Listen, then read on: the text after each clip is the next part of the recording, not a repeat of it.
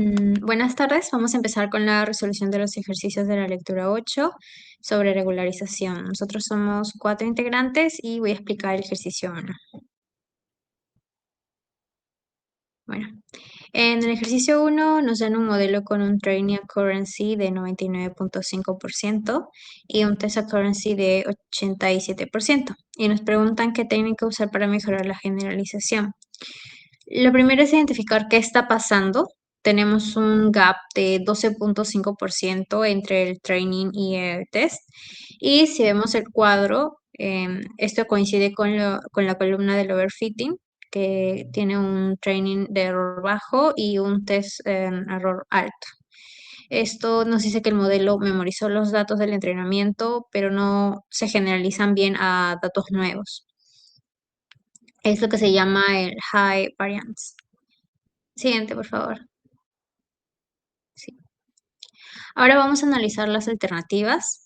La opción A dice aumentar neuronas, pero esto le daría más capacidad al modelo para memorizar, lo que empeoraría el overfitting. La opción C nos dice reducir el learning rate, pero eso solo haría que aprenda más lento y seguiría memorizando. Y la D dice eliminar activaciones, lo que convertiría la red en un modelo lineal y causaría el underfitting. Ahora, la respuesta correcta sería la opción B, el agregar L2 regularización. L2 agrega un término a la loss que penaliza los pesos grandes. Entonces, la fórmula es luz original más lambda sobre 2m por la suma de los pesos al cuadrado. Esto obliga a los pesos a mantenerse pequeños, lo que simplifica el modelo y lo fuerza a generalizar. Y si vemos el diagrama de la receta experimental, nuestro caso sigue este camino, ¿no? El high bias, no, porque el training es de 99.5%. High variance, sí, porque hay un gap grande. Entonces las opciones son más datos, regularización u otra arquitectura. Y de las alternativas que nos dan, la que encaja mejor es regularización.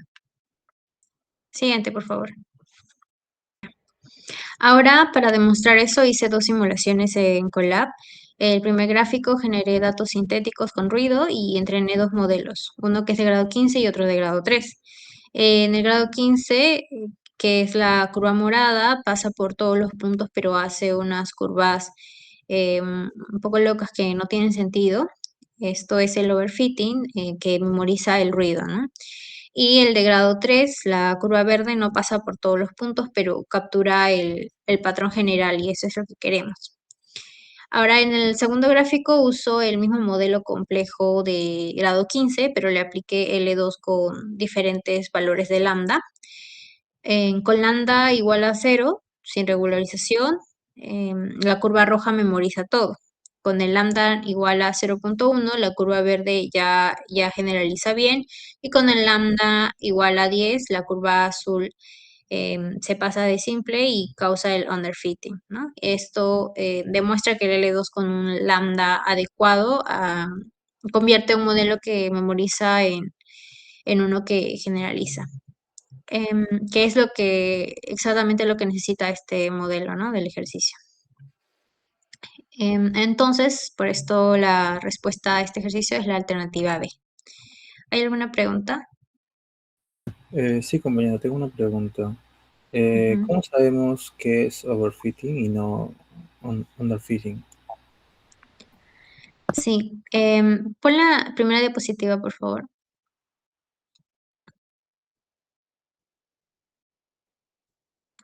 Ya. Bueno, esto porque el training accuracy es altísimo, con un 99.5%, pero el test accuracy baja mucho a un 87%. Entonces el modelo aprende demasiado bien los datos del entrenamiento, ¿no? Si fuera un underfitting, ambos serían bajos, porque el modelo sería demasiado simple para aprender cualquier patrón. Incluso en el cuadro de la primera diapositiva se ve el overfitting, que tiene un low training error y un high test error, que es exactamente nuestro caso. ¿Alguna otra pregunta? Sí, compañera, yo tengo otra pregunta. Mi pregunta es ¿por qué usaste la técnica L2 Regularization y no simplemente agregaste más neuronas? Bueno, agregar más neuronas haría lo contrario, le daría más capacidad al modelo para memorizar, lo que empeoraría el overfitting. El L2 regularization hace que estos pesos se mantengan pequeños y simplifica el modelo y lo obliga a aprender patrones que son más generales en vez de estar memorizando casos específicos. ¿Alguna otra pregunta? Sí, Jocelyn, quisiera saber qué otras técnicas de regularización podrían funcionar también. También podría ser el dropout. Esta serviría porque apaga neuronas está al azar y durante el entrenamiento obliga a la red a no depender de neuronas específicas, ¿no? Em, el automation ayudaría si podemos generar más datos de entrenamiento con transformaciones y el early stopping detendría el entrenamiento justo antes de que empiece a subir el validation loss. Em, en la práctica muchas veces se combinan varias, ¿no? Ahora doy pase a mi siguiente compañero.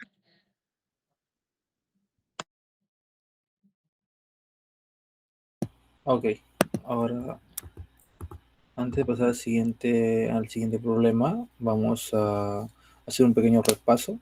Por ejemplo, la regularización, pues este existe para evitar el overfitting. Le agregamos como un castigo extra a la función de pérdida para que los pesos no crezcan demasiado.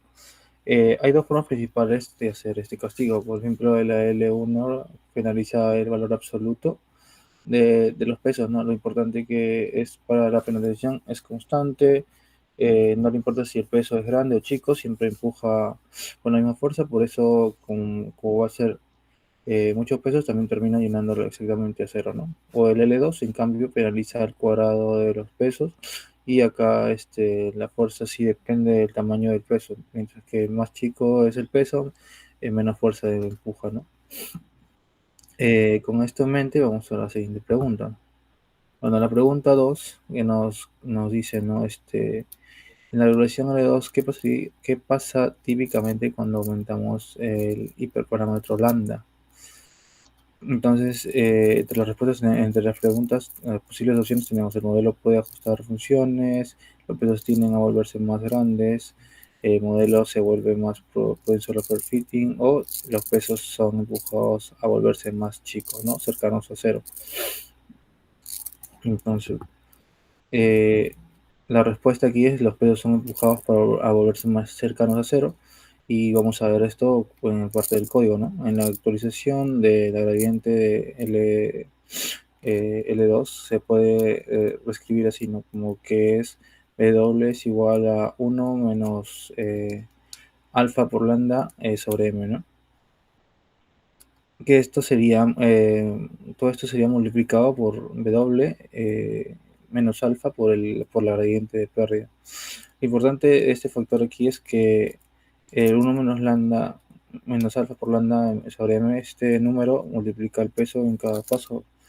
Esto es en cada paso del entrenamiento, ¿no? Entonces, si lambda es 0, en este caso el factor es 1 y esto no pasaría nada raro, pero si lambda crece, pues el factor se hace cada vez más chico, más cercano a 0, y entonces el peso se encoge más rápido en cada interacción. Para comprobarlo, por ejemplo, aquí tenemos una simulación de pesos que arrancan en 50, y si le aplicamos solo el término de regularización L2 durante 50 interacciones, por ejemplo, eh, en este caso la respuesta es el 1 regularization, y vamos a ver por qué, ¿no? Tenemos aquí en el siguiente gráfico, pues que es un gráfico de barras en donde comparamos los dos términos de regularización. En el L1 en términos de que se resta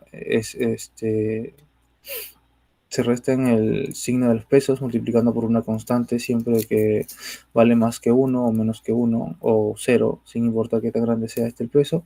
En L2, pues en cambio el término es proporcional al peso mínimo, ¿no? Eso significa que, por ejemplo, en L1, incluso un peso chiquito puede recibir un mismo empujón que uno grande, así como muchas veces se termina cruzando exactamente el cero, ¿no? Y aquí podemos verlo. Y quedando ahí, en cambio en L2, mientras que más chico es el peso, pues menos fuerza es la que lo empuja y así que se acerca a cero, pero casi nunca llegará. O sea, puede acercarse a cero, pero no llegaría a cero. Entonces, para comprobarlo, esto tenemos, por ejemplo, vamos a tomar 10 pesos iniciales aleatorios y a esto les aplicamos en términos de regularización en el mismo lambda, ¿no? Y en el mismo número de interacciones. Una vez con L1 y la otra con L2. Entonces, como pueden ver en el resultado, pues en el gráfico L1 tenemos que de 5 de los 10 pesos que terminaron exactamente en cero. Por eso se ven aquí los espacios vacíos en los gráficos de barra. En cambio, en el gráfico L2, la derecha ningún peso llegó a cero. Entonces, todos se quedaron con algún valor. Solo que más chico, por ejemplo, en el inicio, en el peso 1, por ejemplo, en el peso 4, que son cercanos a cero, pero nunca llegan a cero, ¿no? Esto es lo que exactamente significa una matriz sparsa, ¿no? Que sea de muchos ceros. Y entonces esto queda claro que sería L1 la que genera este efecto, ¿no? Y por ello es la respuesta A, ¿no? ¿Tienen alguna pregunta para la pregunta 3? Sí, yo tengo una pregunta. ¿Qué significa que una matriz sea sparse y por qué es útil? Ok. Eh, una matriz sparse tiene muchos valores de cero, ¿no? Entonces es útil porque básicamente te dice qué conexiones de la red son más importantes, ¿no? Y cuáles no. Es como que si L1 hiciera una selección automáticamente de features, las conexiones con pesos de cero se pueden eliminar haciendo el modelo más eficiente, ¿no? Y más fácil de interpretar. Siguiente pregunta, ¿alguna otra pregunta más adicional? Sí, compañero. Yo tengo otra pregunta, ¿no? Eh, es ¿por qué L1 lleva pesos a cero, pero L2 no lo hace? Ok, esto sería por como, bueno, las formas de sus derivadas, ¿no? En el L1, por ejemplo, siempre empuja con la misma fuerza constante sin importar el tamaño del peso. Entonces, aunque el peso sea muy chiquito, pues el L1 sigue empujando igual de fuerte, ¿no? Hasta llevarlo a cero. En L2, en cambio, empuja proporcionada al peso. Cuando el peso es chiquito, la fuerza también es chiquita. Entonces, así que esto nunca diría que lo lleve a cero del todo, ¿no?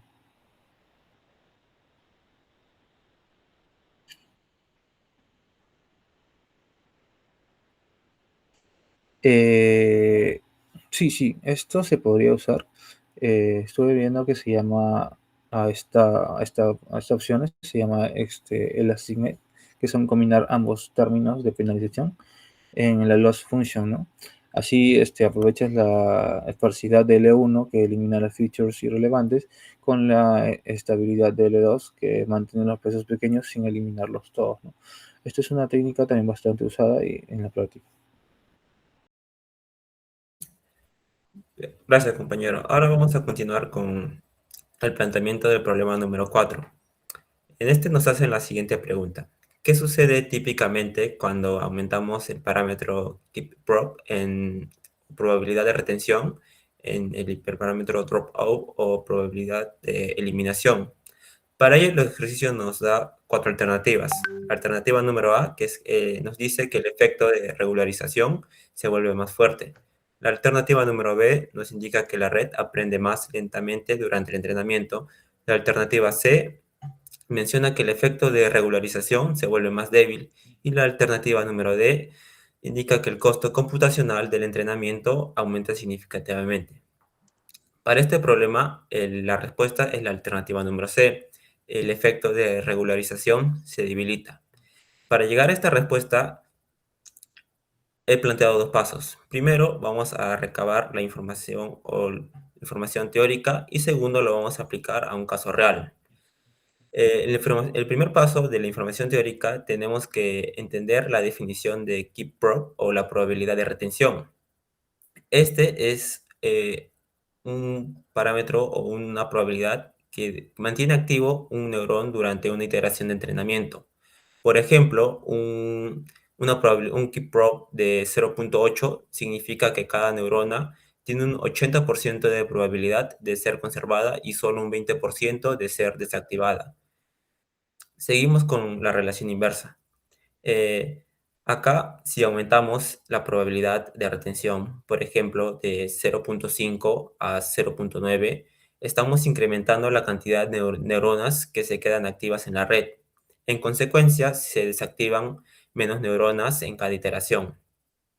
Y respecto al impacto de varianza, el efecto de regularización del dropout proviene justamente de forzar a la red a aprender características robustas usando combinaciones aleatorias y reducidas de neuronas.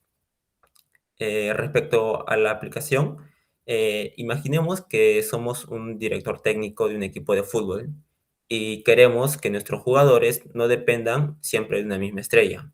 Queremos evitar la codependencia o coadaptación. Para lograrlo, tenemos que aplicar el drop-off. En cada entrenamiento, vamos a obligar a algunos jugadores a quedarse en la banca. Esto va a ser al azar, ¿no? En primer escenario, en donde configuramos una probabilidad de retención baja, como el 0.5, haremos que solo el 50% de nuestros jugadores se mantengan en la cancha. Para ello, el equipo estará bajo una fuerte presión o fuerte regularización, ya que se van a ver obligados a aprender a jugar de forma independiente y robusta. El segundo escenario es cuando aumentamos el keep prop a 0.9, donde el 90% de nuestros jugadores se quedan en la cancha. Por ende, casi siempre jugarán los mismos jugadores, donde la presión va a disminuir drásticamente. Por lo tanto, el efecto de la regularización se volverá más débil. Si nuestro keep prop se acerca a 1, la red se comporta casi como la red completa original, eliminando la aleatoriedad y reduciendo drásticamente el impacto de la regularización. Como se observa en las gráficas, en el escenario A en la gráfica número A tenemos una probabilidad de retención baja y en la gráfica número B tenemos una probabilidad de retención alta.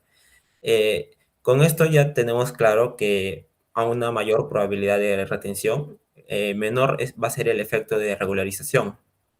Si tienen algunas preguntas.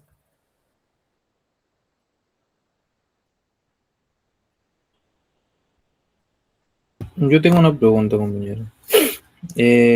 ¿Por qué no se usa dropout durante el testing? La razón por qué no usamos en el testing dropout es porque queremos resultados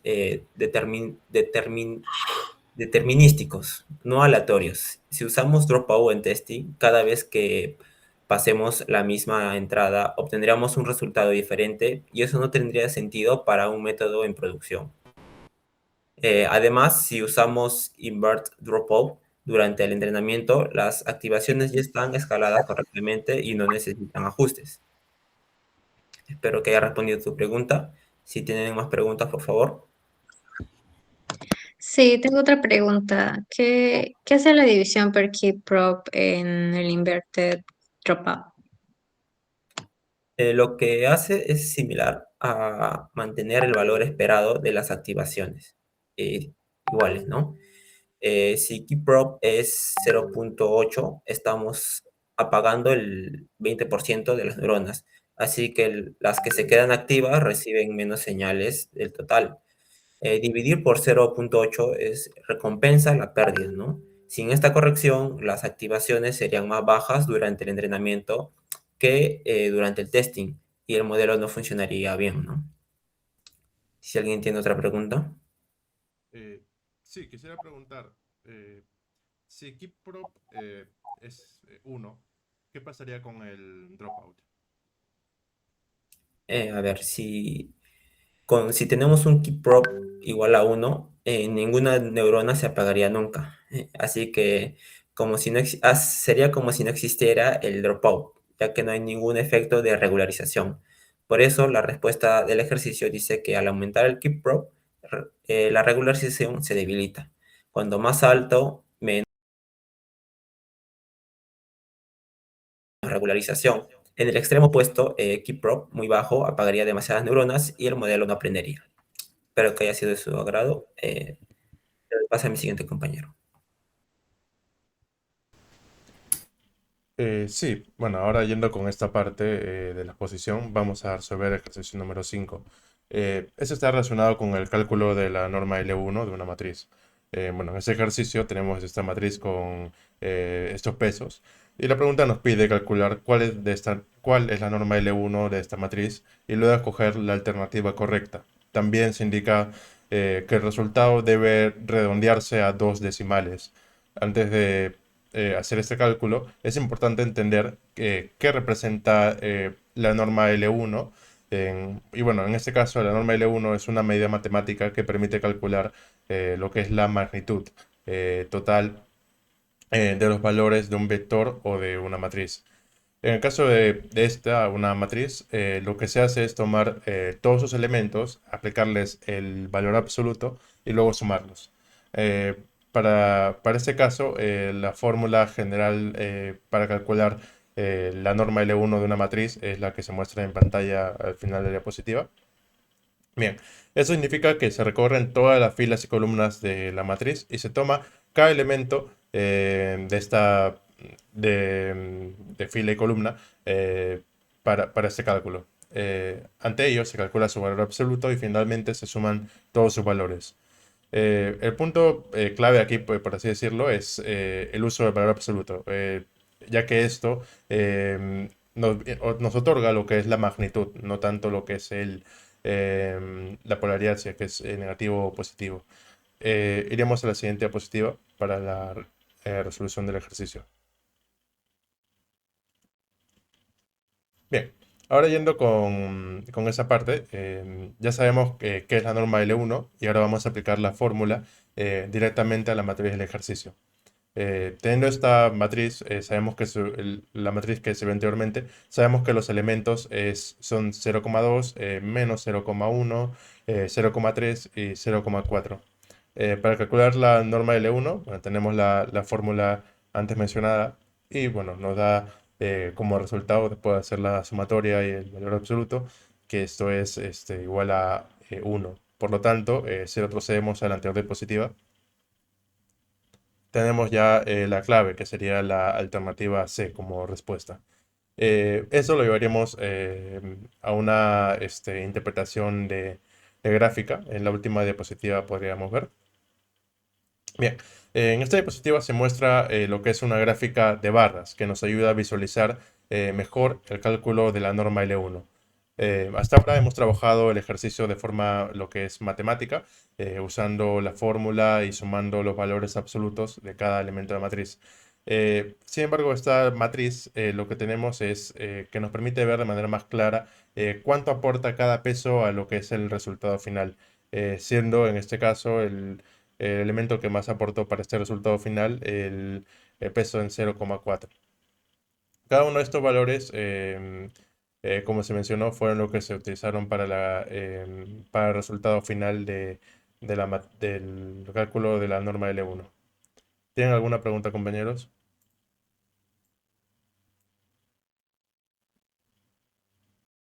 Tengo una pregunta, compañero. ¿Cuál sería la norma L2 de la misma matriz?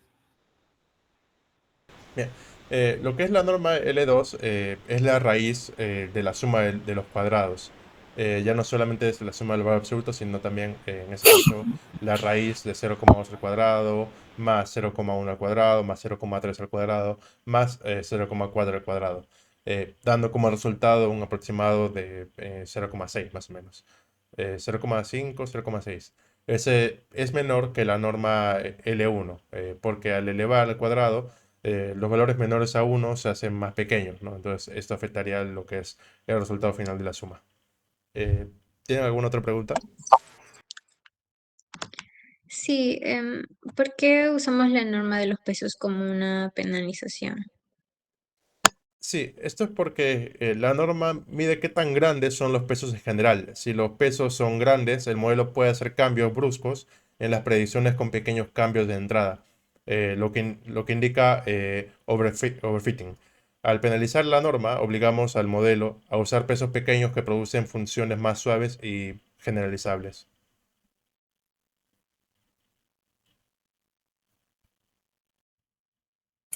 Compañero, yo tengo otra pregunta, ¿no? ¿Los valores negativos de la matriz afectan al cálculo, el cálculo de la norma L1? Eh, Esto no porque la norma L1 usa el valor absoluto de cada elemento. El -1 se convierte en 0,1 antes de sumar, como vimos anteriormente. Eso es importante porque la regularización no le importa si un peso es positivo o negativo, solo le importa la magnitud. Un peso de -0,5 es igual de grande que uno de 0,5 para efectos de la regularización.